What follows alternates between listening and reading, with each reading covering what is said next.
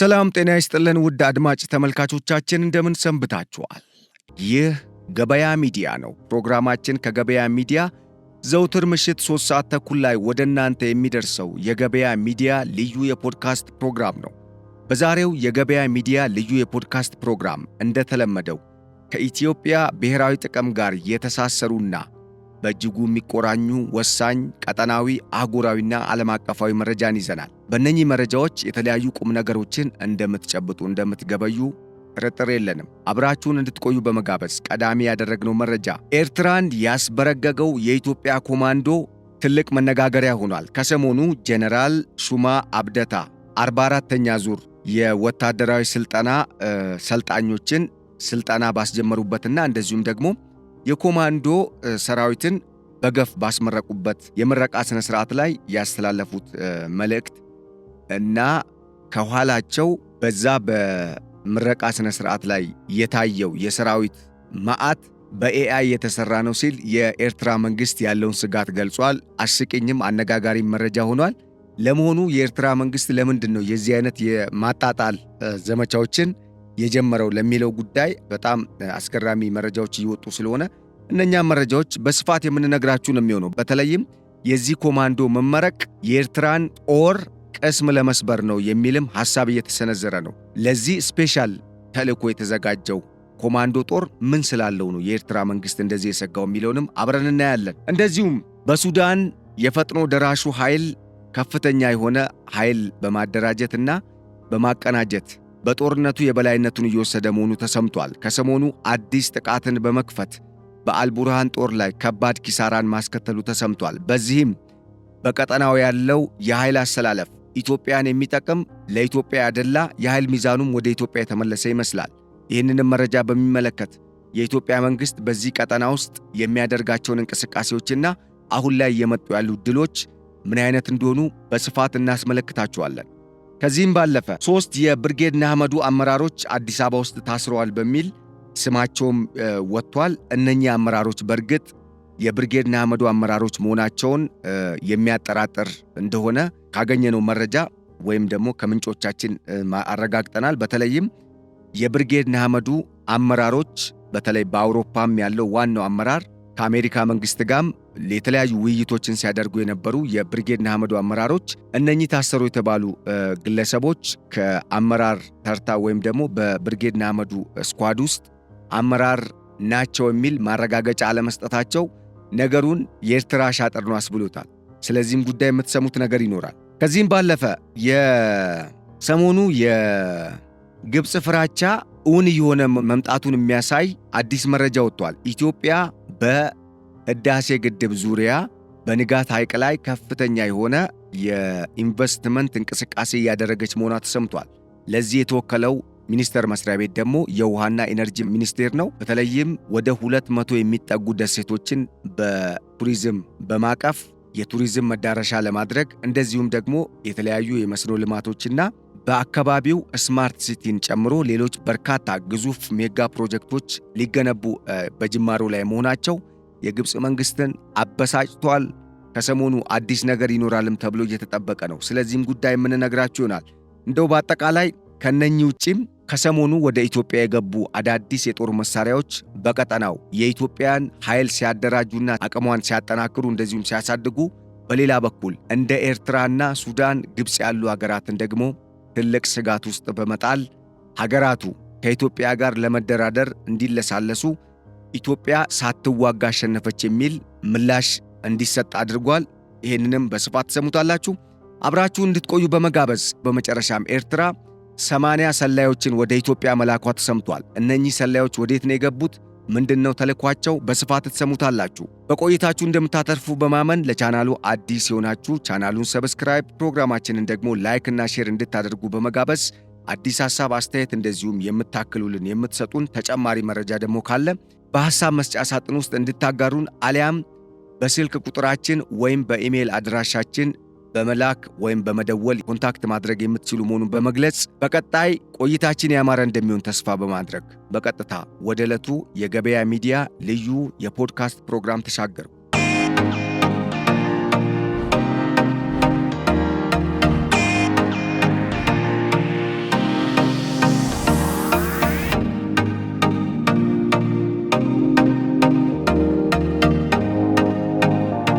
ቀዳሚ ያደረግነው መረጃ የኮማንዶ ጉዳይ ነው። እንግዲህ ከሰሞኑ ኢትዮጵያ የተለያዩ አይነት የሚሊተሪ እንቅስቃሴዎችና ወይም በተለያዩ የሚሊተሪ ዘርፎች የሰለጠኑ በካበተ ልምድ ባላቸው የጦር ባለሙያዎች ወይም ደግሞ መኮንኖች የተመሰከረላቸው ወይም ደግሞ በቂ ስልጠናን አግኝተዋል ተብለው ማረጋገጫ የተሰጣቸው የተለያዩ የጦሩ አባላትን አስመርቃለች። ከነኚህ ውስጥ ከሰሞኑ መነጋገሪያ እየሆነ የመጣው የልዩ ኮማንዶ ኃይል ነው። ይሄ የልዩ ኮማንዶ ኃይል በተለይም ጀነራል ሹማ አብደታ ሌተናል ጀነራል ናቸው። በምረቃ ስነ ስርዓቱ ላይ በነገራችን ላይ በብር ሸለቆ በተለያዩ በሀገሪቱ በሚገኙ የጦር ማሰልጠኛ ካምፖችና ወይም የጦር ሰፈሮች አዳዲስ ግን ደግሞ ብቃት ያላቸው ወኔ ያላቸው ትኩስ ለሀገራቸው በጣም ልዩ ፍቅር ያላቸው ክብር የሚገባቸው ሕይወታቸውን ሰጥተው አካላቸውን መስዋዕት አድርገው እንደዚሁም ላባቸውን አንጠፍጥፈው አጥንታቸውን ከስክሰው ደማቸውን አፍሰው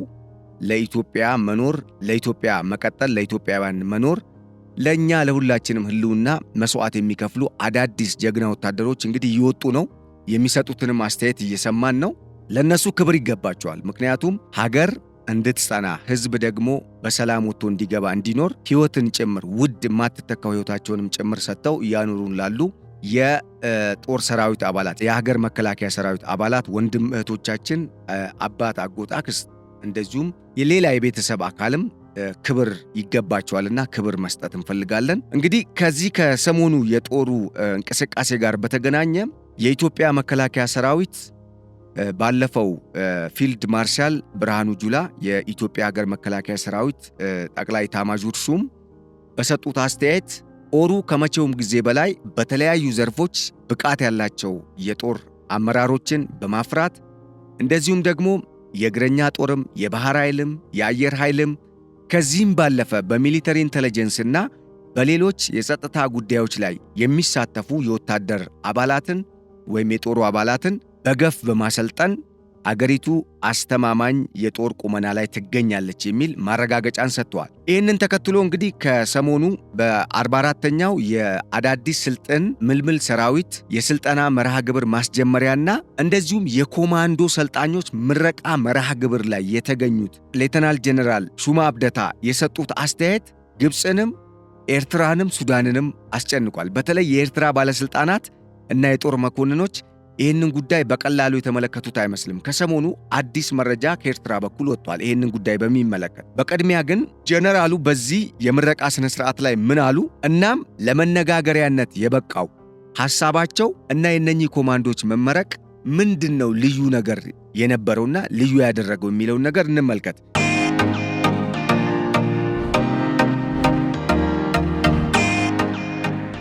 እንግዲህ ጀነራሉ በእነኚህ ተመራቂዎች ኮማንዶች ልዩ ስፔሻል ፎርስ ኮማንዶች ፊት ቆመው ንግግር ሲያደርጉ ኢትዮጵያ ከናንተ በጣም ትልቅ ነገርን ትጠብቃለች። ኮማንዶ እንደሚታወቀው አሉ የተበላሸን ጦርነት የሚያስተካክል በጣም አስቸጋሪ በሆነ የጦር አውድ ውስጥ ወይም አውድማ ውስጥ ስትራቴጂክ የሆኑ የሚሊተሪ ታርጌቶችን ወይም ደግሞ ሚሽኖችን በሚገባ ፍጥነትና ጥራት እንደዚሁም በተባለው ዓላማ ልክ አጠናቆ የሀገርን ጥቅም የሚያስጠብቅ ለሀገር ደግሞ የመጨረሻ ወሳኝ የሚባሉ በውትድርና ውስጥም በጣም ወሳኝ የተባሉ ትልልቅ ሚሽኖችን የሚፈጽም ትልቅ አገራዊ ግዴታ የሚጣልበት ወሳኝ ኃይል ነው በማለት አሰብን ለመቆጣጠር የሚሰጣችሁን ተልዕኮ በብቃት ለመፈጸምና ሀገራችሁና ሕዝባችሁ ከናንተ የሚፈልገውንና የሚጠብቀውን የዜግነት ውለታና የጀግንነት ጀብድ ለመፈጸም ራሳችሁን ከመቼውም ጊዜ በላይ ዝግጁ እንድታደርጉና የዚህ ምረቃ ስነ ስርዓትም በዚህም ተመረቃችሁ መገኘታችሁ ለዚህ ዓላማ እንደሆነ እንድታውቁ በሚል ሐሳብ አስተያየት ሰጥተው ነበር። መልእክትም አስተላልፈው ነበር እና በሚገርም ሁኔታ በእሳቸው ንግግር ማድረግ ሂደት ውስጥ በመሃል የሚታዩ ምስሎች ነበሩ። እነኚህ በመሃል እየታዩ የነበሩ ምስሎች በጣም በርካታ ቁጥር ያለው ኮማንዶ ሰራዊት ሲመረቅ የሚያሳዩ ናቸው። በነገራችን ላይ ይሄ የምረቃ ስነ ስርዓት በቪዲዮም አለ፣ በፎቶ ብቻ አይደለም። በእርግጥ ለዜና ፎቶ አንስተው ቪዲዮ የቀረጹትን ደግሞ በተለያዩ ቻናሎች ያስተላለፉ ወገኖች ነበሩ።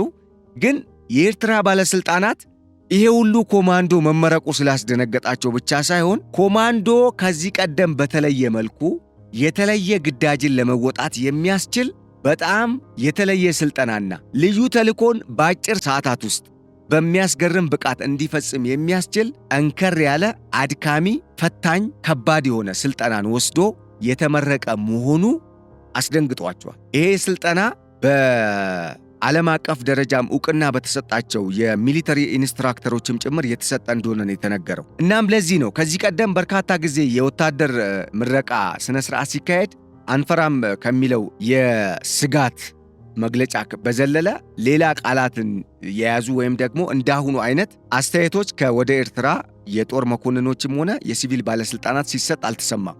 በዚህ የልዩ ኮማንዶ ወይም የስፔሻል ፎርስ ኮማንዶ ምረቃ ስነ ስርዓት ላይ ግን ጀነራሉም የሰጡት አስተያየትና ኮማንዶቹም የሰለጠኑበትን መንገድ የተገነዘበው የሻቢያ ጦርና አመራሮቹ በተለይ የሻቢያ መንግስት ባለስልጣናት በኤአይ በአርቲፊሻል ኢንተለጀንስ የተሰራጨ መረጃ እንጂ እውነት አይደለም ሲል አስቂኝ መረጃን አጋርቷል። በጣም የሚያስቀውና የሚያስገርመው ነገር ደግሞ እኛ አንፈራም አሁንም ተደግማለች። ለአንፈራም የፈለጉትን ጦር ያሰልጥኑ፣ ግን ቢያሰለጥኑም ይህን ያህል ጦር ሊያሰለጥኑ አይችሉም። እንዴት ነው አሁን ሊያሰለጥኑ አይችሉም? እንደገና ደግሞ አንፈራም ምን ያመጣው እዚህ ጋር? እንዴት ነው ሊያሰለጥኑ አይችሉም የሚባለው?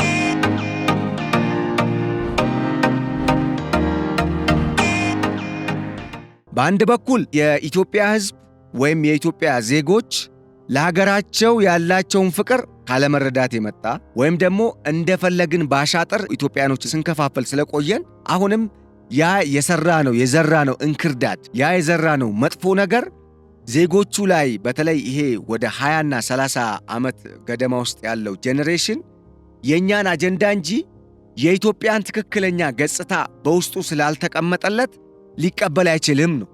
ያ ማለት ትውልዱን ለማጣጣል ሞራሉን ለመንካት ነው። በሌላ በኩል ግን የኢትዮጵያ መንግስት እንዴት ብሎ ነው እንደዚህ አይነት የተዋጣለት ይሄን ሁሉ ቁጥር ያለው ሰራዊት ደብቆ አሰልጥኖ አሁን ሊያስመርቅ የቻለው የሚል የኢትዮጵያ መንግስት ከኛ የደበቀው እኛ እስካሁን ያልደረስንበት ሌላ በርካታ የሚሊተሪ ዝግጅቶችን አድርጓል፣ መረጃው ላይም እንደዚህ ነው የተጠቀሰው የሚል ነው። እናም በዚህ ቁጥር ስጋት ስለገባቸው ይሄን ያህል ቁጥርማ ሊያሰለጥን አይችልም በሚል ይሄ መረጃ በኤአይ የታገዘ ነው፣ በኤአይ የተቀነባበረ ነው ወይም የተሰራ ነው በሚል ተችተዋል። ሌላው ከባዱ ነገር ይሄ ጦር ለአሰብ የተዘጋጀ መሆኑ የኢሳያስ አፈወርቂ መንግስትን ስጋት ውስጥ ከመጣሉም በተጨማሪ በጣም በፍጥነት በሚባል ደረጃ አሰብ ወደብ አቅራቢያ ልዩ ጦር ስለማስፈሩ ተሰምቷል። ወደዛ እያስታጠቀ የላከ እንደሆነ ነው የኢሳያስ አፈወርቂ መንግስት የሚያደርጋቸውን ወታደራዊ እንቅስቃሴዎች ዋቢ ያደረጉ መረጃዎች፣ የመረጃ ምንጮች ያረጋገጡት። ይሄ ለምንድን ነው ሲባል ከሰሞኑ ኢትዮጵያ አሰብን በቀላሉ የምትቆጣጠርበትን ጦር አዘጋጅታለች። ይህንን ጦር ከዚህ ቀደም የኢትዮጵያ መንግስት 3 ወርና 4 ወር ብቻ እያሰለጠነ እንደሚለቃቸው አይነት ወታደሮች ሳይሆኑ በልዩ ሁኔታ ነበር ያሰለጠነው። ይሄ ደግሞ ከዚህ ቀደም ከኛ መረጃ የራቀ ወይም ከእይታችን የተሰወረ ነበር። እንዴት ነው በዚህ ደረጃ ጦር በኮማንዶ ደረጃ ሲሰለጥን ያላወቅ ነው? ተገማግመውበታል። እናም በዚህ ምክንያት ከሰሞኑ ወደ አሰብ የተለያየ አቅም የሚሰጡ የጦር መሳሪያዎችንም በማስታጠቅ ያለ የሌለ ኃይሉን እያሰማራ እንደሆነ የሚያሳይ መረጃ ወጥቷል። ከዚህም በተጨማሪ አሰብ የኢትዮጵያ መሆኗን አትጠራጠሩ፣ የኢትዮጵያ የቀይ ባህር በር ጥያቄ ይመለሳል በሚል በሀገር መከላከያ ሰራዊት በኢፌዴሪ አየር ኃይል እንደዚሁም በኢትዮጵያ በኢፌዴሪ ባህር ኃይል አመራሮች በኩል ምንም አይነት ማፈናፈኛ የማይሰጥ በእርግጠኝነት የተሞላ አጭር ግልጽ መልእክትን ያስተላለፈ ማስጠንቀቂያ ተሰጥቷል።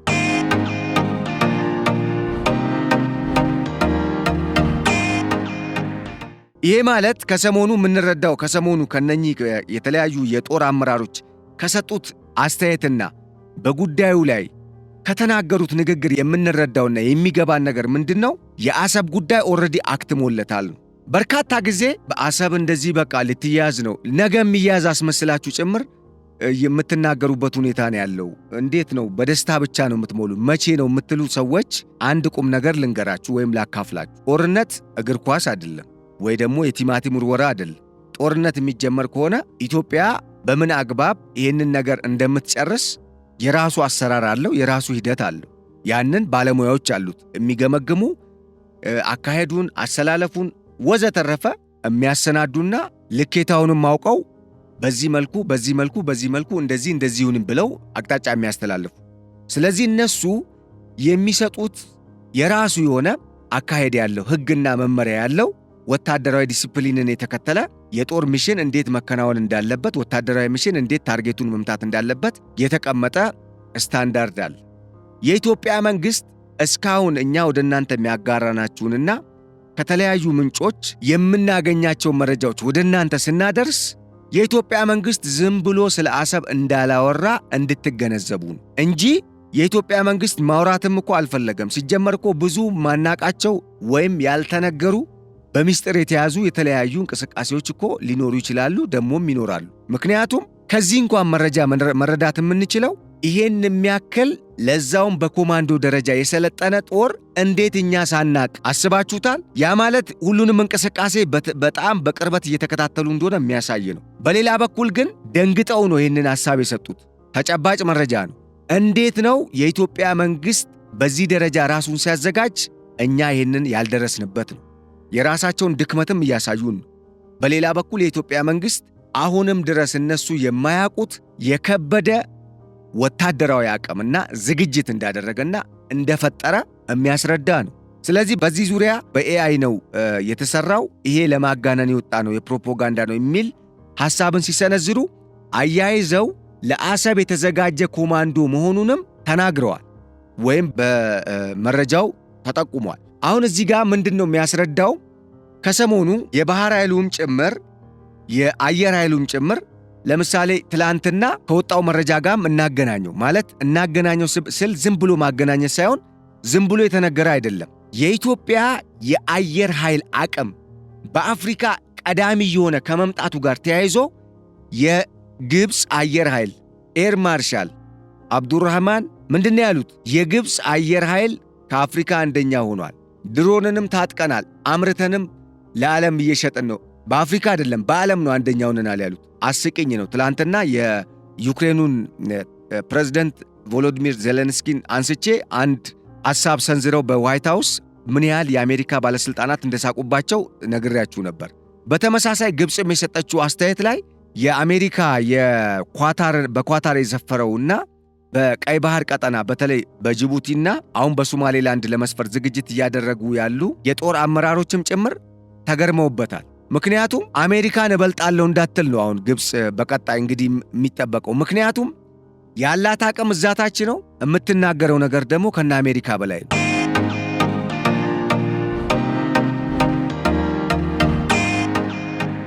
ለማንኛውም ኢትዮጵያ ከሰሞኑ እነ ግብፅም የሌላቸውን F-22ም ሰሞኑን ደግሞ ራፕተር ወይም ራፕቶር የሚባሉ የጦር ጀቶችንም አሜሪካ 5 እንደሚገባላት ወይም ደግሞ አሜሪካ ልትሰጥ መስማማቷ፣ ራሽያ የሱ-35 በጣም ዘመናዊ ወንደርፉል የሚባሉ ሚሽንን በጣም አኪዩሬትሊ አኮምፕሊሽ ማድረግ የሚችሉ የጦር ጀቶችን ማስታጠቋ፣ ቻይና፣ እስራኤል የተለያዩ በጣም ዘመናዊ የሆኑ የራዳር ስርዓቶችን ለኢትዮጵያ ማስታጠቃቸውና ጀትም ጭምር ለኢትዮጵያ መስጠታቸው፣ የፈረንሳይ መንግስት በጣም ገራሚ ጀቶችን፣ የጦር ሄሊኮፕተሮችን፣ አውሮፕላኖችን ለኢትዮጵያ ማስታጠቁ ድንግርግራቸው እንዲወጣ ነው ያደረገው። ድንግርግራቸው ከመውጣቱም በላይ አሁን ምን እያሉ መጥተዋል? ወደ ድርድር አሊያም የሰላም አማራጭ ወደ መፈለግ ሁኔታ ውስጥ መጥተዋል። ለዚህ ማሳያ የሚሆነው የግብፅ አየር ኃይል ትላንትና አስተያየቱን ከሰጡ በኋላ ወዲያው ለዚህ በሚገርም ሁኔታ አጸፋዊ ምላሽ የሰጡት የኢትዮጵያ አየር ኃይል አዛዥ ጄኔራል ይልማ መርዳሳ ጦሩ ማንኛውንም ግዳጅ ለመፈጸም በስኬት ለመወጣትም ጭምር ስታንድ ባይ ነው፣ ዝግጁ ነው። በአፍሪካ ቀዳሚ የሚባል አየር ኃይል ገንብተናል፣ ጦራችን ዝግጁ ነው። የኢትዮጵያን አየር ክልል ጥሶ መግባት አይደለም በዚህ ቀጠና የሚያንዣብብ ኃይል ካለ ድባቅ ለመምታት ዝግጁ ነን ሲል ወዲያው ምላሽ ሰጥቷል። ከዛ በነጋታው ምን ሰማን? የአልቡርሃን ጦር አልቡርሃን ራሳቸው ለድርድር ምንድነኝ አሉ፣ ዝግጁ ነኝ አሉ። ይሄ ከመሆኑ በፊት በሱዳን አዲስ ክስተት ተከስቶ ነበረ። የጄኔራል ሙሐመድ ሐምደን ደጋሎ ጦር በአልቡርሃን ጦር ላይ ከፍተኛ ወታደራዊ ኪሳራን ያደረሰ ጥቃትን መፈጸሙን ተከትሎ ኢትዮጵያ ከሰሞኑ እያስገባች ያለቻቸው መሳሪያዎችም ጭምር ልታስታጥቀው ወይም ደግሞ ልትረዳው ትችላለች የሚል ግምት ስላላቸው ከዚህ በላይ ጥቃቱ ስለሚያይል ካርቱምን ደግሞ በመቆጣጠር የሱዳንን መንበረ መንግስት ሄሚቲ በቀላሉ ወደ እጁ ሊያስገባ ይችላል የሚል ስጋት ስለተፈጠረና የሰሩት ወታደራዊ አናሊሲስ ይህንን ስላሳያቸው ግብፅንና የኤርትራ መንግስት ሳያማክሩ አልቡርሃን ዝግጁ ነኝ ብለዋል። ግብፅ እንዳታኮርፍባቸውም ግብፅ፣ ኬንያ እና ኢትዮጵያ የሚያደራድሩት ሰሞነኛ ድርድር ላይ ለመሳተፍ ዝግጁ ነን። ይሁንና ግን ይሄ ድርድር የሱዳንን አንድነት የሚከፋፍል መሆን የለበትም ብለዋል።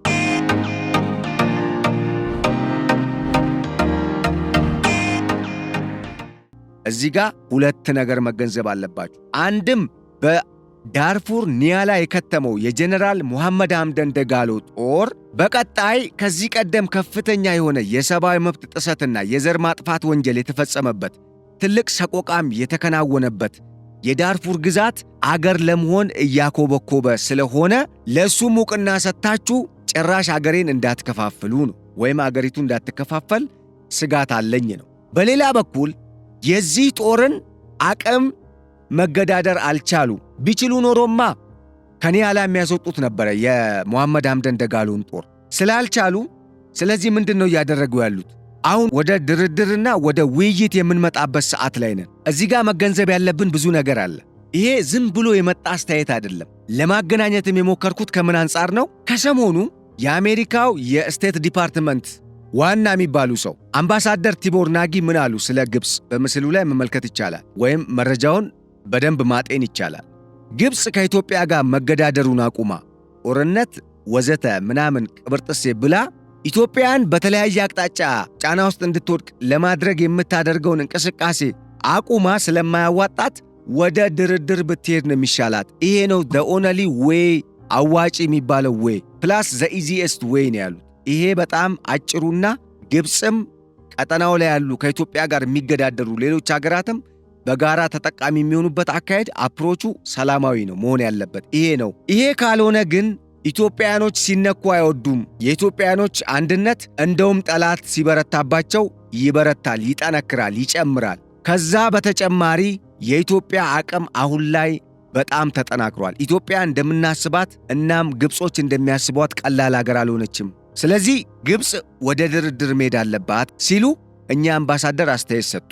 ከዚህ ቀደም ታስታውሱ እንደሆነ የአሜሪካና የእንግሊዝ መንግስታት በተለይ የእንግሊዝ የቀድሞ የውጭ ጉዳይ ሚኒስተር አሁን ላይ ምክትል ጠቅላይ ሚኒስተር ናቸው፣ ዴቪድ ላሚ ጥቁር እንግሊዛዊ ናቸው። በኢትዮጵያና በኤርትራ መካከል ባለው ግንኙነት ዙሪያ ሁለቱ ሀገራት ሰላምን ወደ ማምጣት ቢሄዱ ነው የሚሻለው የሚል አጽንኦት ሰጥተን ነግረናል። ለኤርትራ መንግስት፣ ለኢትዮጵያ መንግስት አስጠንቅቀናል። ስለዚህ በዚህ ቀጠና ላይ ሌላ ጦርነት እንዲመጣ ስለማንፈልግ ይህንን ጉዳይ በሰላማዊ መንገድ እንዲፈቱት እናሳስባለን ብለው ነበር። አሁን እዚህ ጋር መገንዘብ ያለብን ጉዳይ እነኚህ ነገሮች የሚነገሩት ዝም ብለው እንዳልሆነ አንድ፣ ምክንያቱም የሚሰሩ ስራዎችን፣ ወቅታዊ አቅምን፣ በመሬት ላይ ያለውን ተጨባጭ እውነት ስለምን፣ ስለ ወታደራዊ አቅም፣ ስለ ሀገር ኢኮኖሚ፣ ስለ ህዝብ አንድነትና በጉዳዩ ላይ ህዝቡ ምን አይነት ተነሳሽነት አሳይቷል፣ ፕላስ ፖቴንሻል ኢንተርምስ ኦፍ ሚሊተሪ ፐርሶኔል፣ ኢንተርምስ ኦፍ ባጀት ወይም ሚሊተሪ ባጀት፣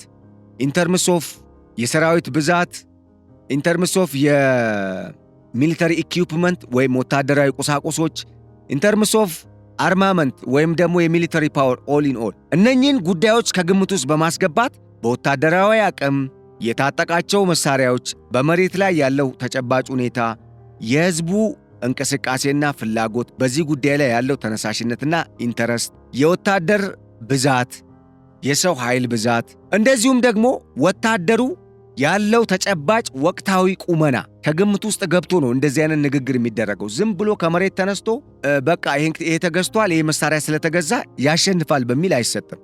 ይሄ በስማ በለው የሚሰጥ አስተያየት አይደለም።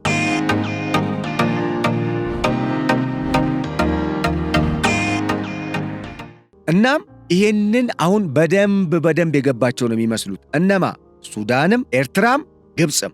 ግብፅ ጀመረች፣ አሁን ሱዳን ቀጥላለች። በቀጣይ ፎርሹር ትሰማላችሁ። የኤርትራው የውጭ ጉዳይ ሚኒስተር ከኢትዮጵያ ጋር እንደራደራለን ሲሉ ከአሜሪካ የምስራቅ አፍሪካና የመካከለኛው ምስራቅ እንደዚሁም የቀይ ባህር ቀጠና ሀገራት ልዩ መልእክተኛ ዶክተር አምባሳደር ማሳድ ቡሎስ ጋር በአሜሪካ አደረጉት የተባለውን ውይይት ላይ የተናገሩትን ንግግር አስከትሎ ለእስር እንደተዳረጉ ሁላ እሳቸውም ተፈተው አሊያም ደግሞ እሳቸውን እንኳን ባይፈታ የእሳቸውን ሐሳብ ወስዶ የኤርትራ መንግሥት ከኢትዮጵያ ጋር ለመነጋገር ዝግጁ ነኝ እንደሚል ምንም ጥርጥር የለው። ምክንያቱም አይነጻጸርም። እነሱ እንደሚያስቧት አይደለችም። አሁን ኢትዮጵያ አቅሟ በጣም አይሏል። ሌላው አስገራሚ ነገር የኢትዮጵያ ወታደራዊ አቅም የኢትዮጵያ መንግሥት በዚህ ደረጃ እነ ግብፅ እንኳን የተከለከሏቸው በዲፕሎማቲክ ኢንፍሉዌንስና ወይም ጫና የተነሳ ሊይዟቸው ፈልገው ሊታጠቋቸው አስበው ያልያዟቸውንና ያልታጠቋቸውን መሳሪያዎች ከባባድ ለዛውም አውዳሚ የጦር መሳሪያዎች ሊታጠቅ የቻለው ምን አይነት መንግሥት ቢመጣ ምን አይነት አካሄድ ብትከተል ነው ኢትዮጵያ የሚል የሚገርም የሆነ ግምገማን እያካሄዱ ነው። በዚህ ውስጥ አንድ የማይረሳና የማይካድ ነገር ልንገራችሁ። የኢትዮጵያውያን ያልተነገረ ጀብድ፣ በተለይ በዲያስፖራ ያሉ ኢትዮጵያውያን ምሁራን፣ ሀገር ወዳድ ምሁራን የአሜሪካ መንግሥትንም የአውሮፓ መንግሥትንም በመደራደር ስለ ኢትዮጵያ እውነታ በማሳወቁ ረገድ እንደ ጽንፈኞች የሆነ ኢትዮጵያ መጠቀም የለባትም እንደውም እንደተዘጋባት መቆየት አለባት እንደሚሉት እንደነ ኢሳያስ አፈወርቂና ከኢሳያስ አፈወርቂ ጋር የተሰለፈ የትኛውም ሀገር መሪና ይህን ቀጠና ለማመስ የሚንቀሳቀስ አካል ሳይሆን በጣም በሚገርም ሁኔታ የመንግሥትንም የሕዝብንም ይሁንታ ሳይፈልጉ በድብቅ ትልልቅ ውጤታማ የዲፕሎማሲ ሥራውን የሚሰሩ ኢትዮጵያውያን ዜጎች አሉ። ክብር ይገባቸዋል። እነኚህ ስለ ኢትዮጵያ ወቅታዊ ገጽታ፣ ስለ ኢትዮጵያ ሕዝብ ታሪክ፣ ስለ ኢትዮጵያ ፍላጎት፣ የኢትዮጵያ መንግሥት ምንድን ነው እያደረገ ያለው በሚለው ጉዳይ ላይ እነ ግብፅና እነ ኤርትራ ኢቭን አሁን ለራሱ እንኳን ሙሉ መንግሥት መሆን ያልቻለው የሱዳን መንግሥት እንኳን የጀመራቸውን ከሰሞኑ ጀምሮ የነበረውን ፕሮፓጋንዳም በማስጣል ውድቅ በማስደረጉ ሂደት ውስጥ ትልልቅ ጠቃሚ መረጃዎችን በማቅረብና አናሊሲስን በመስጠት ኢትዮጵያውያን አገር ወዳድ ምሁራን የሰራችው ሥራ በጣም ተግባራዊ የሆነ ሥራና በጣም የሚያስመሰግን ክብር የሚገባችሁ ናችሁ። ምክንያቱም በሀገር አንድነት ጉዳይ ላይ በሀገር ብሔራዊ ጥቅም ጉዳይ ላይ ምንም አይነት የተለያየ ሐሳብን ቢኖራችሁ በሀገር ጥቅምና በሀገር ሕልውና በብሔራዊ ጥቅሟ ላይ ግን አልተለያያችሁ። ስለዚህ ለዚህ ክብር ይገባቸዋል። እናም ይሄ ሁሉ ርብርብ እየተካሄደ እንደሆነም ስለገባቸው ነው እነኚህ ኃይሎች አሁን ከኢትዮጵያ ጋር ለመደራደር ፍላጎት ያሳዩት። እናም ከሰሞኑ የሱዳን ብሔራዊ ጦር የቀድሞ የሽግግር መንግሥት መሪ የአሁኑ የሱዳን ፖርት ሱዳን የከተመው መንግሥት መሪ ጀነራል አብዱልፈታህ አልቡርሃን ከኢትዮጵያም ጋር ከጀነራል ሐምደን ደጋሎ ጦርም ከየትኛውም ኃይል ጋር ለመደራደር ራሳችንን ዝግጁ አድርገናል፣ ዝግጁ ነን፣ ብቻ የሚደረገው ውይይት የሱዳንን አንድነት የሚከፋፍል አይሁን ብለው እጅ ሰጥተዋል። ያዙልኝ።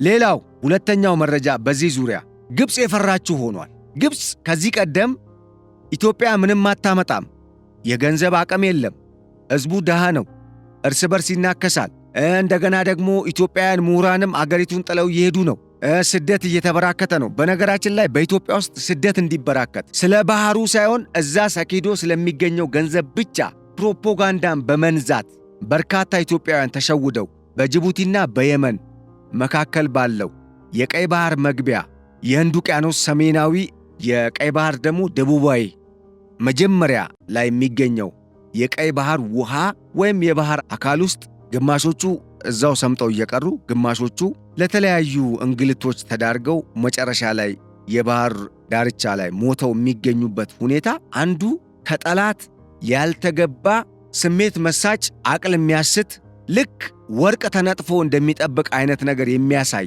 መረጃን ለኢትዮጵያውያን ዜጎች በተለያዩ የዲጂታል ሚዲያ ሰው አጥማጅ በሆኑ የነሱ ሰዎች በሚሰጡ መረጃዎች ጭምር ነው ኢትዮጵያውያን ለስደት እየተዳረጉ ያሉ። ይሄ ነገር ምሁራኑንም ሸውዶ ነበር። አሁን ግን ያ ነገር የሚቀየርበት ትሬንድ እየመጣ ስለሆነ ግብጾች ደንግጠዋል። ለምን? እነኚህ የሚገነቡ በሀገሪቱ የተለያዩ አካባቢዎች በመንግስት ደረጃ ትኩረት ተሰጥቷቸው እየተሰሩ ያሉ ፕሮጀክቶች በርካታ ወጣቶችን አብዞርብ አድርገዋል። አንድ በተጨማሪ በቀጣይ ለሚመጣው ጄኔሬሽንም ተስፋን የሚሰጥ ነው። አሁን ላለው ጄኔሬሽን ደግሞ መስራት እንደሚቻል እያሳየ ነው። ለምሳሌ የታላቁ የኢትዮጵያ ህዳሴ ግድብ ስንት ሰው ነው እዛ ላይ የተሰማራው? እዛ ፕሮጀክት ላይ አሁንስ እዛ ፕሮጀክት አካባቢ ስንት ሰው ነው ሊቀጠር እቅድ ተይዞ አዳዲስ ፕሮጀክቶች ይፋ እየሆኑ ያሉት። ይሄ ህዝቡን ወደ አንድነት፣ ህዝቡን ወደ ልማት እንዲያስብ ጦርነት ለካ ምንም ትርጉም የለውም፣ መገዳደል ለካ ፋይዳ የለውም የሚለውን ሐሳብ ወደ ውስጥ እንዲሰርጽ እያደረገ መምጣቱን ተከትሎ እነኚህ ሰዎች የሚገቡበት የሚወጡበትን መንገድ እየተዘጋባቸው ስለሆነ ያው ዜጎችን ተጠቅመው እርስ በርስ ሲያባሉ ነው የነበሩት። ያ ነገር እየተዘጋ መምጣቱን ተከትሎ እጅ እየሰጡ ነው ያሉት። አንድ ነገር ልንገራችሁ። የውሃና ኢነርጂ ሚኒስቴር ከሰሞኑ አዲስ ማስተር ፕላን ይፋ አድርጓል። ይሄ የፕሮጀክት ማስተር ፕላን በታላቁ የኢትዮጵያ ህዳሴ ግድብ በተለይ በንጋት ሐይቅ ዙሪያ በጣም በርካታ የኢትዮጵያን ህዝብ ተጠቃሚ የሚያደርጉ የመሠረተ ልማት ዝርጋታዎችን፣ የልማት ትስስሮችን የሚፈጥሩ የቱሪዝም መዳረሻ መሆን የሚችሉ አዳዲስ የመስኖ ልማቶችን የበለጠ ማልማት የሚያስችሉ በርካታ የዓሣ ምርትን ማግኘት የሚያስችል እንደዚሁም በእነኚህ ሁሉ ፕሮጀክቶች ውስጥ ደግሞ በሚሊዮን የሚቆጠሩ ዜጎች በቀጥታም በተዘዋዋሪም ተጠቃሚ የሚሆኑበት ከዚህም ባለፈ የሀገሪቱን ኢኮኖሚ ወደ ሌላኛው እርከን የሚያሸጋግሩ የፕሮጀክት እንቅስቃሴዎችን ጀምረዋል። ከዚህ ቀደም ተለያይተው የተነድፈው የነበሩ ፕሮጀክቶችን ወደ አንድ ፕሮጀክት በማምጣት ትልቅ ሜጋ ፕሮጀክትን ይዟል። በዚህ በታላቁ ህዳሴ ግድብ የንጋት ሐይቅ ዙሪያ ይሄ ነገር ግብጾችን ሰላም ነስቷቸዋል። ከሰሞኑ ከ30,000 ስኩዌር ኪሎ ሜትር በላይ የሚጠጋን ቦታ በመስኖና በእርሻ ልማት እንደዚሁም ደግሞ በሜጋ ሲቲ አዲስ ስማርት የሆነ ሜጋ ሲቲን በዛ አካባቢ የመገንባትና እስከ 200 የሚጠጉ ከ180 በላይ አንዳንዶች 175 ይሏቸዋል፣ ግን በአጭሩ ኤግዛክት ቁጥሩ ስለሚታወቅ ችግር የለውም። ወደ 200 የሚጠጉ በህዳሴ ግድብ ሐይቅ ወይም በንጋት ሐይቅ ውስጥ የሚገኙ እና በአካባቢው ያሉ የቱሪዝም መዳረሻዎችን እና ደሴቶቹን በውሃ ውስጥ ያሉ ደሴት የሆኑ ቦታዎችን ለማልማትና የቱሪዝም ዴስቲኔሽን የቱሪዝም መዳረሻ እንዲሆኑ ለማድረግ የሚያስችል አጓጊ በጣም ደግሞ የውጭ ምንዛሬ የሚያስገኝ ትልቅ ለኢትዮጵያ ህዝብም ድጋፍ የሚሰጥ የልማት ፕሮጀክቶችን ይፋ አድርጓል። መስኖ አለ፣ ቱሪዝም አለ፣ የዓሣ እርባታ አለ፣ ስማርት ሲቲ አለ፣ ግብርና አለ። ከዛ በላይ ደግሞ አዳዲስ ጀልባዎችና መጠነኛ ግዝፈት ያላቸው የመዝናኛ መርከቦችም ወደ ኢትዮጵያ ይገባሉ እየተባለ ነው።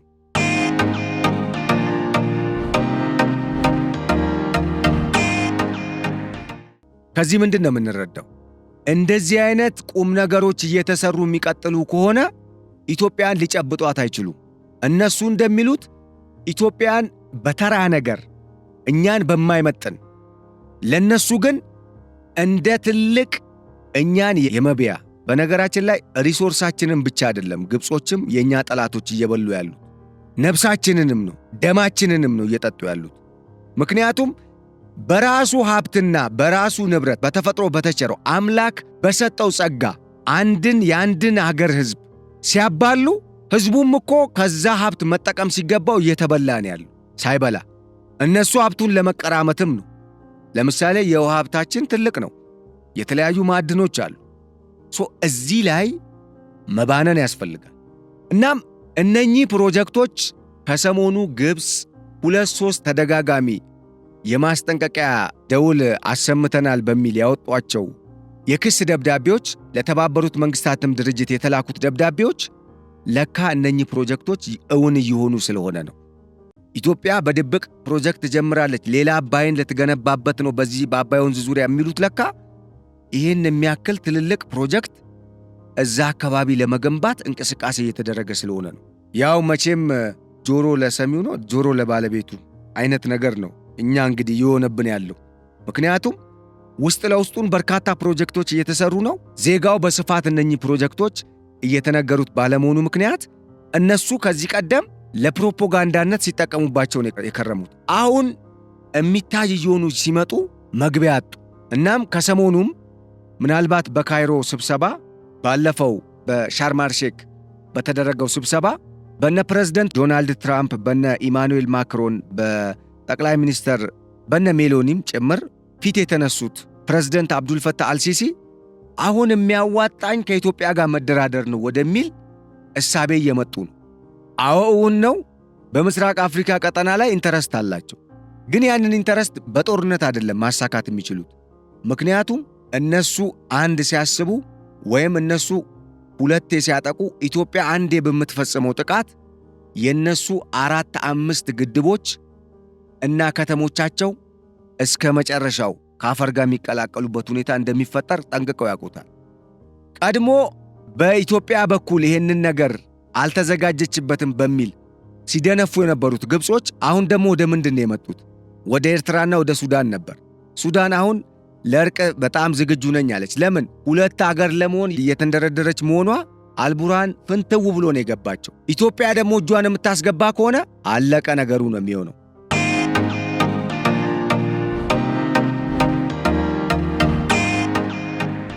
ሌላው ጉዳይ ኤርትራ ደግሞ አሁን አስገራሚ ትንተና ወጥቶባታል። በኤርትራ ላይ የወጣው ትንተና ምንድን ነው?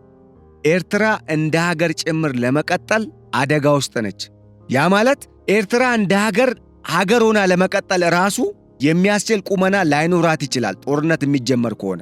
ይሄ ደግሞ የኤርትራንም ሕልውና አደጋ ላይ የሚጥል ከዚህ ቀደም ኤርትራን ነፃ እናወጣለን ብለው የተፋለሙ እነሱ እንዳሰቡት አገራቸውን ለማሳደግ መስዋዕት የሆኑ ዜጎችንም ጭምር መስዋዕትነት አደጋ ውስጥ የሚጥል ነው። በእነሱ በኩል ሆኜ ነው እያወራ ያለሁት። ይህን ስል ታዲያ ኤርትራ በእርግጥ በሕጋዊ መንገድ ነው የተገነጠለችው፣ የተደረገው ጦርነት ፍትሐዊ ነው የሚለው ጉዳይ ላይ ምንም ጥርጣሬ ውስጥ ሳይገባ ኤርትራ በአሻጥር ነው ከኢትዮጵያ የተገነጠለችው። ምንም ጥያቄ የለውም ይሄ ነገር። ይህንን አጽንኦት ስጡልኝ። አሰብም የተወሰደው በአሻጥር ነው አይደለም። አሰብ ራሷ ኤርትራ የተወሰደችው ወይም የተገነጠለችው በአሻጥር ነው። አሁንም ያለ ኢትዮጵያ ኤርትራ አገር መሆን አትችልም። ዲስ ኢዝ ፋክት። ላይክዋይዝ ጅቡቲም ማለት ነው። እናም በዚህ ስለተደናገጠ ኢሳያስ አፈወርቂ የመግባያ ቀዳዳ እየፈለገ ነው። በሌላ በኩል ደግሞ ጦሩን እያደራጀ ነው። ጦርነቱን ጀመርኩ ማሸነፍ ነው የመጨረሻ እንትኔ፣ አለበለዛ ዋጋ የለኝም ነው። ማሸነፍ ደግሞ እንደማይችል አረጋግጧል። ስለዚህ ቀደም ሲል በመግቢያ ላይ ያደረስኳችሁ መረጃ ምንድነው? ከምን የመጣ ነው? ከስጋት የመጣ ነው። ከውዝግብ የመጣ ነው። ከመደናገጥ የመጣ ነው። የኢትዮጵያን ጦር አንችለውም። በነገራችን ላይ የኢትዮጵያ ጦር እኮ እንደ ግብፅና እንደ ኤርትራ ጦር አይደለም። የተፈተነ ጦር እኮ ነው። አሁንም ጭምር ጦርነት እያደረገ እኮ ራሱን እያደራጀ በውጊያ ተፈትኖ ድል ማድረግ የሚችል ተግባራዊ ጦር እኮ ነው ኢትዮጵያ ያላት። ምንም እንኳን ጦርነትን ቅድሚያ የማትሰጥ አገር ብትሆንም ማለት ነው። ለምን? እነሱ የእጅ አዙር ጦርነትን ሲያደርጉ የኢትዮጵያ መከላከያ ሰራዊት በየዕለቱ እየተፈተነ በየዕለቱ አቅሙን እያዳበረ በፈተና ራሱን ያደራጀ አሁን ያለበት ቁመና ላይ የደረሰ ጦር እኮ ነው። እና እንዴት ሆኖ ነው የሚያሸንፉት? ለማንኛውም በዚህ የተደናገጡት የኢሳያስ አፈወርቂ መንግስት ባለስልጣናትና የጦር መኮንኖች ይህን ሐሳብ ሰጥተዋል። እንግዲህ በግብፅ በኩልም ያለውን ነግረናቸዋል። ሱዳንም ለመደራደር ዝግጁ ነች። ሐምደን ደጋሎ ደግሞ በጦርነቱ የበላይ እየወሰዱ ነው። በሌላ አነጋገር ለኢትዮጵያ የሚጠቅም አዲስ የኃይል ሚዛን ወደ ሐምደን ደጋሎ እያደላ ነው። አዲስ የኃይል አስተላለፍ በምስራቅ አፍሪካ ቀጠና እየተፈጠረ ነው። ኢትዮጵያ ደግሞ መሪ ሆናለች። ይሄ ተጨባጭ ነው፣ የሚያሳምን ነው።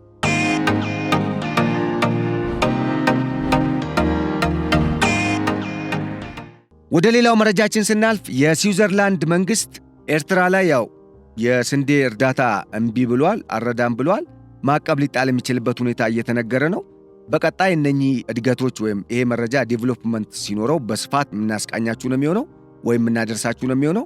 ነገር ግን ኤርትራ ዜጎቼን እንደ ዜጋ አልቀበልም፣ በስዊዘርላንድ ወንጀል የፈጸሙ ኤርትራውያን ዜጎች ወደ ኤርትራ እንዲመለሱ እነኚህ ስደተኞችን ለመመለስ የስዊዘርላንድ መንግስት ለኤርትራ መንግስት ጥያቄ ሲያቀርብ የኤርትራ መንግስት እነኚህን የምትሏቸውን ዜጎች እንደ ዜጎቼ አምኜ ልቀበላቸው አልችልም ማለቱን ተከትሎ ከስዊዘርላንድ የሚደረገው የስንዴ ድጋፍም ሌላ የበጀት ድጋፍም መቋረጡ ተገልጿል። ይሄ ለኢትዮጵያ ትልቅ ብስራት ነው። ምክንያቱም የኢሳያስ አፈወርቂ መንግስት በድጎማ ነው እየኖረ ያለው። ያ ድጎማ ሲቆም ያው ግብዓተ መሬቱ ይፋጠናል ማለት ነው። ምክንያቱም ሰላም እየሰጠ ስላልሆነ፣ ለሰላም ዝግጁ ስላልሆነ 3 የብርጌድ ንሓመዱ አመራሮች በአዲስ አበባ ታስረዋል የሚል መረጃ ወጥቷል።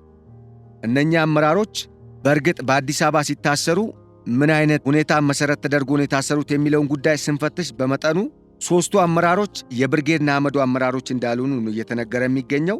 ዮናስ መብራቱ፣ ሀፍቶም ገብረ ጻዲቅና ዛራ መለስ የሚባሉ አመራሮች ታስረዋል የሚሉ ምንጮች እያመላከቱ ቢሆንም የብርጌድ ንሓመዱ ዋና አመራሮች ግን እነኚህ ግለሰቦች በአመራር ውስጥ ወይም በስኳድ ውስጥ አሉም የሉም የሚል አስተያየት ከመስጠት ራሳቸውን ቆጥበዋል። ያ ማለት ቢኖሩና የብርጌድ ንሓመዱ አመራር ቢሆኑ አይታሰሩም ነበር። ነገር ግን የብርጌድ ንሓመዱ አመራርም ሆኖ ወንጀል ሰርተውም ከሆነ በኢትዮጵያ መንግስት በኩል በዚህ ጉዳይ ላይ በይፋ የተሰጠ መግለጫ የለም። ወንጀል ከሰሩ ይታሰራሉ። ኦብቪየስ ነው። ግን አስገራሚው ነገር የብርጌድ ንሓመዱ አመራሮች ታሰሩ በሚል በጠላት ወገን የሚነዛው ፕሮፓጋንዳ እያየለ መምጣቱ እና ይሄንን ፕሮፓጋንዳ ቢያንስ እንኳን የብርጌድ ንሓመዱ አመራሮች ዕውቅና ሰጥተውት ቢሆን እና ቢገፉበት ጥሩ ነበር። እስካሁን ምንም አይነት አንድ ፊደል ስለ ጉዳዩ ፖስት አለማድረጋቸው ወይም ደግሞ አለመናገራቸው የጠላት ሴራ እንደሆነ አጋልጧል ነው የተባለው። ለማንኛውም 3 የብርጌድ ንሓመዱ አመራሮች በአዲስ አበባ ታስረዋል በሚል የወጣው መረጃ በሚመለከት የተጣራ ነገር እንደሌለና የብርጌድ ንሓመዱ አመራሮች ግን እስካሁን በጉዳዩ ላይ አስተያየት እንዳልሰጡና እነኛ አመራሮች የብርጌድ ንሓመዱ አይደሉም ወደሚል ድምዳሜ እየተካሄደ እንደሆነ የሚያመላክት ነው መረጃው። ይህንን አካፈልናችሁ። ከዚህም ባለፈ ወደ ቀጣዩ መረጃ ስንሄድ 80 የሚጠጉ የኤርትራ ሰላዮች ወደ ኢትዮጵያ መላካቸው ተሰምቷል።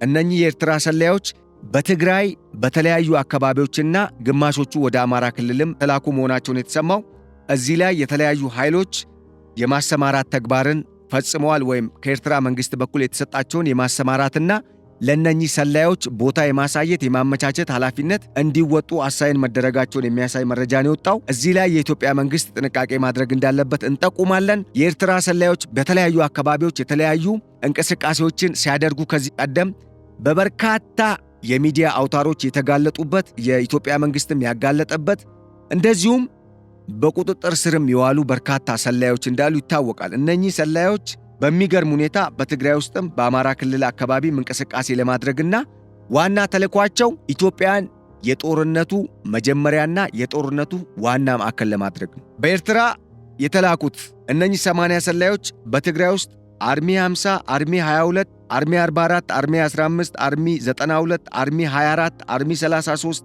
አርሚ 17፣ አርሚ 13 በሚባሉ የትግራይ ጦር ስኳድ ውስጥ ሰርገው በመግባት ጦሩን ለመሰለልና የገዛ ሀገሩን እንዲወጋ ለማሳመንም ጭምር የተላኩ ናቸው ተብሏል። በሌላ በኩል በኢትዮጵያ ድንበር ውስጥ ወይም በኢትዮጵያ ግዛት ውስጥ የተለያዩ ጥቃቶችን የሚፈጽሙ ኃይሎችንም ጭምር ያልተገባ ስያሜ ወይም ደግሞ የጦር ጀብድን በመስጠት የኢትዮጵያ መከላከያ ሰራዊት ገጽታን ለማጠልሸት መልእክትን የያዙም እንደሆኑ ተሰምቷል። በዚህ ላይ የኢትዮጵያ መንግስት ጥንቃቄ ማድረግ እንዳለበት ይሰማኛል። ኦፍኮርስ ያደርጋል። ይሄ መረጃ በነገራችን ላይ የኢትዮጵያ መንግስት ቀድሞ ደርሶታል ብዬ ተስፋ ማድረገው መረጃ ነው። ምክንያቱም እነኚህ ሰላዮች በዋናነት በጣም ከሰጋው አሁን ላይ እዋጣለሁ በሚል ስጋት ውስጥ መኮብለያውን አይዘር ዩጋንዳ ወይ ሳውዲ አረቢያ አሊያም ወደ ኢራን ወደዛ አካባቢ ሸሽቶ ያደርጋል በሚል አስተያየት እየተሰጠበት ያለው የኢሳያስ አፈወርቂ መንግስት ያሰማራቸው ናቸው።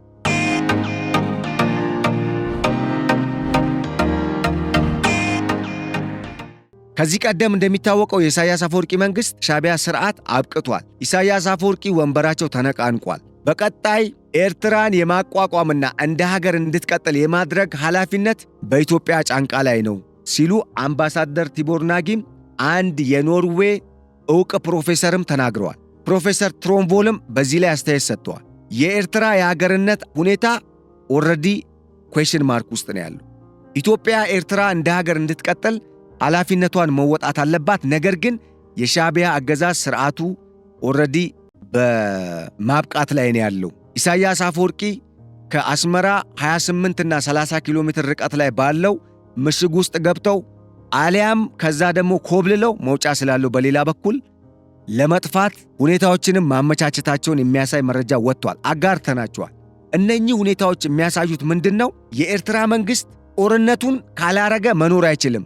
የግብፅ ጦርነት ስለሆነ ማስተር ማይንዷ ግብፅ ነች።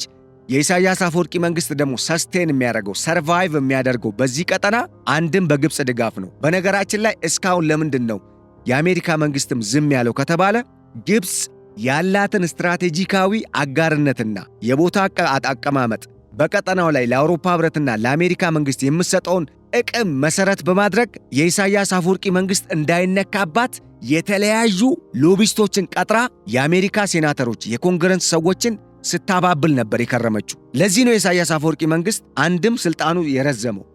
እነሱም ከኢትዮጵያ ግብፅን በማስበለጥ ለግብፅ ፍቃድ ተገዢ በመሆን ወይም ይሁንታ በመስጠት ሳይነኩት ይሄ መንግስት ቀጠናውን ሲያሸብር ቆይቷል። አሁን ግን ፕሬዝደንት ዶናልድ ትራምፕ ራሱ ኢትዮጵያን በአጋርነት አብረው ለመስራት መርጠዋታል።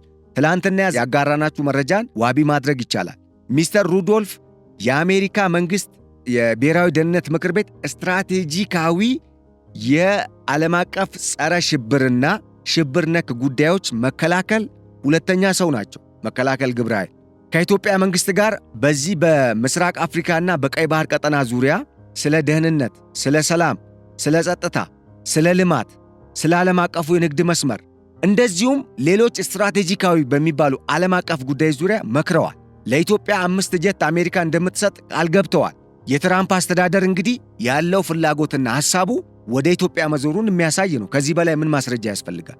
በተጨማሪ ቻይና፣ ራሽያ ለኢትዮጵያ እየሰጡ ያሉትን መሳሪያና አሁን የኢትዮጵያ መንግስትና የኢትዮጵያ መከላከያ አቅም ምን ላይ እንደደረሰ ተገንዘቡ። ነገሮች እየተቀየሩ ነው። እናም የኃይል ሚዛኑ ወደ ኢትዮጵያ ስላደላ እዋጣለው የሚል ስጋትና የመጨረሻ ተስፋው ምናልባት ግብፅና ሱዳንን አስተባብሬ ጦርነቱን እከፍታለሁ እና ሌሎች እንቅስቃሴዎችንም እያደረገ ስለሆነ በሀገር ውስጥ እያሳመፀ ስለሆነ ያንን ተጠቅሜ የኢትዮጵያ ማዕከላዊ መንግስትን መጣል፣ ከዛ ኢትዮጵያ መበታተን ወይም ለነሱ የሚመች መንግስትን የፑፔት መንግስት ማቆም፣ የአሻንጉሊት መንግስት መመስረት ስለሆነ ዓላማው። ይሄንን ደግሞ የተገነዘበው የኢትዮጵያ መንግስት ጦሩን አደራጅቶ አቅሙንም በሚገባ ለመጠቀም ዝግጅቱን ስላጠናቀቀና ይሄም ታሪክ ቀያሪ ስለሚሆን ጦርነቱ የሻዕቢያ መንግስት ጦርነቱ በድንበር አካባቢ እንዲሆን አይፈልግም። ለምን? በድንበር አካባቢ ከሆነ የሚደረገው ጦርነት እንደተፈራው የኢትዮጵያ መከላከያ ሰራዊት አስመራና አሰብ በቅርብ ጊዜ ይገባል። ኢትዮጵያ ውስጥ የሚደረግ ከሆነ ጦርነቱ ግን ገና ወደ እነሱ ድንበር ሳይደርስ ሌላ የአተራማሽ የውጭ ኃይሎችንም በመጋበዝ ቅጥረኛ ቡድኖችንም በመግዛት ጦርነቱን ማራዘም ይቻላል። ይሄም ቢሆን ኢትዮጵያ ነች የምታሸንፍ። አንተ ዝም ብለህ ተስፈኛ ነህ እንዳትሉት ብዙ ማሳያ አቅርቤላችኋለሁ። በርካታ ዓለም አቀፍ የኢንተርናሽናል ሚሊተሪ አናሊሲስ የሚሰጡ ጠበብቶችም ጭምር በዚህ ጉዳይ ላይ ሐሳብ አስተያየት እየሰጡ ነው ያሉ። ይህንን ጉዳይ በዚህ አግባብ መመልከት ያስፈልጋል። ኤርትራ በቀጣይ ምን አይነት ሁኔታ ሊፈጠር ይችላል? ያላትስ አሁን ሰሞነኛ አቅሟ ወይም ደግሞ በተለይ ኢትዮጵያ ከተባበሩት አረብ ኤምሬትስና ከአሜሪካ በዋናነት ከራሽያ፣ ከፈረንሳይ፣ ከቻይና፣ ከእስራኤል ከተባበሩት አረብ ኤምሬትስ የገቡላት ወይም ያስገባቻቸው የጦር ትጥቆችና የታጠቀቻቸው የጦር መሳሪያዎች ዘመናዊነት የጦርነቱን ታሪክና ሁኔታ በእጅጉ የሚቀይር መሆኑ ኢትዮጵያን ወደፊት አምጥቷታል። የቀጠናው ሀገርም የኃይል አስተላለፍም እንዲቀየር በማድረግ የቀጠናው ሀገራት አስተሳሰብም የኃይል አስተላለፉም እንዲቀየር በማድረግ አሁን ላይ ኢትዮጵያ በልማቱም በጂኦፖለቲክሱም በዲፕሎማሲውም የምስራቅ አፍሪካ ቀጠና መሪ ሆናለች።